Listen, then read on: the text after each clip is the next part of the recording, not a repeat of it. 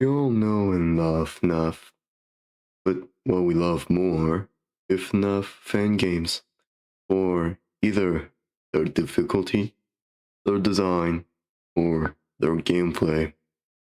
Well, today I'm probably gonna talk about the worst FNAF fan game, and believe it or not, it's on Roblox. You're gonna tell me, well, it's 5 nights to save Roblox, so it's surely gonna be somewhat interesting, right, Angry? Well, my dear little viewer, in this game you have 4 different threats. To counter these threats, you have a camera system, a mask, and a door that is so useless that I didn't even use it once for something meaningful in my whole playthrough. Oh, you also have a light system. That's something, right? Let me first tell you, the nights are so piss easy. It basically feel like a copy-paste of the ones before. Okay, let's get into night 1. In this night, 3 threats are active. Yay. Wait, 3? My, that must be so hard to deal with, especially for an explanation night. Again, as I said, the game is so piss easy that the only thing you're gonna do is listen to the phone guy for a whole 5 minutes and wondering, what the hell am I even supposed to do? So, let me tell you about these quote-unquote threats. The main one that you'll be seeing moving the most is the PR team. They'll go from camera 1A to your office. If they make it there, just look at them with the mask. That's it. Then you have the bad actor. Even if he looks kinda stupid, it's basically reflecting his whole design. And way to counter him. This dude only move in the dark. If he gets to your office, well, just use the light. However, you can use the camera to stall him. Oh wait, Angry. That means that the camera does have usage in this game. Well, no, because I found out you can just leave the camera on him and do other things, and he'll just never move. So I basically never saw him at my door. Ever. The last one is the AI mod. You're gonna encounter this one the most. In your office, you have a computer. By accessing that computer, you can see messages posted by users or error messages. If you have 4 error messages or 10 messages, you lose. Well, he seemed kinda hard to deal with. Well, no. All you have to do is press the delete button on everything. I'll give in to him. Is the only interesting threat in the whole game, and you know that if you can just deal with him like that, and the others are just boring. Night 2, it's basically a copy-paste of Night 1, however the AI mod is more active in terms of messages and errors.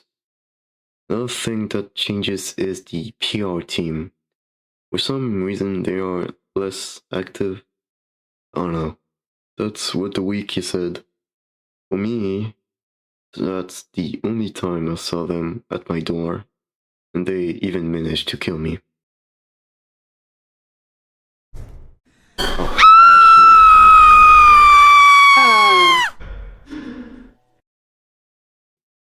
Night 3, things finally changes. All previous threats are more active this night. With the exception of the PR team, of course. A new guy joined the party, which is none other than Roblox himself. Maybe he'll do something interesting and make you sweat a little, right, Angry? Wrong. All this character do is go from Game 1A to your office. If you see him, close the door. That's it. But wanna know something? When he moves, he makes a pretty distinctable sound cue. meaning you can keep track of him by just counting his love, making once again the cameras useless. If you expect anything more from this game, then you can go to church, as every next night, the only thing that happened for me is the AI mod getting faster and faster with the messages and errors. That's it. As for the other threats, well, they stayed on stage for the whole night, doing absolutely nothing. A bit underwhelming, ain't it?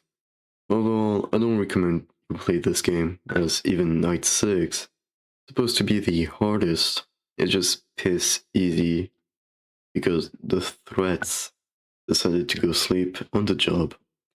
First of all, the ending to Night 6 doesn't even work, leaving you with a 6 a.m. screen of doom and despair. That concludes this disappointing hell of a FNAF game. If you liked the video, like and subscribe, and feel free to comment anything. As for me, well, I'll go play a bit of Blocktail Demo 5.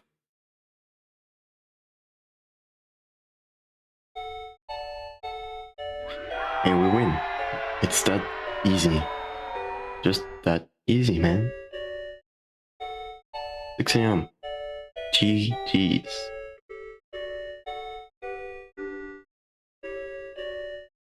Special cutscene? Perhaps? Hello, or to me. It's 6 a.m. indeed. Of course, I'm not just gonna leave like that.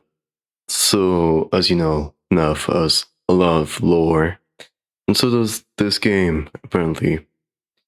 First of all, when you log in for the first time, on night 1, the phone guy will speak to you, but in a different way.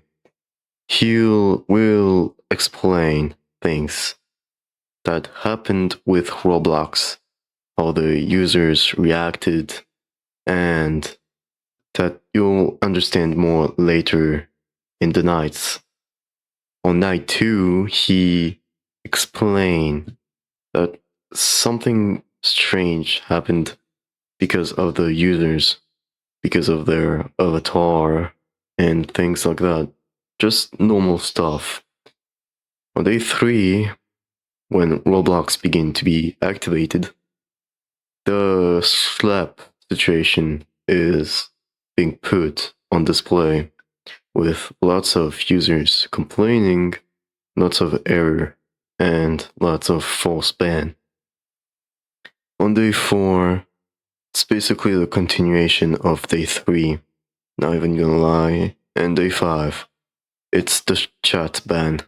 That's the final, quote unquote, the final big situation that causes the bot to be overwhelmed with messages and errors. However, on day 6, there's the finale, where the whole story is explained to us through paper clips. I guess that normally when you complete night 6, you get a special cutscene that explain the end due to the badge, the final badge called Receive a Gift. I cannot prove it as I didn't get the ending as it bugged. Now let's get into the paper clips. We can see that they explain things, multiple things. Let's start with the first one. Storage is locked, no key to be found. They have a lot of time to search. Your office is the only window that has on the storage without light. I cannot see anything. I tried to find advantage of the chaos, tried to break open the lock, but got caught. I am okay. I tried to break in again. Can't keep getting away with this. You need to help me somehow. I got in. I replaced the lock with my own. I now have the key. Talk to me after your shift. And that's where the story ends for now.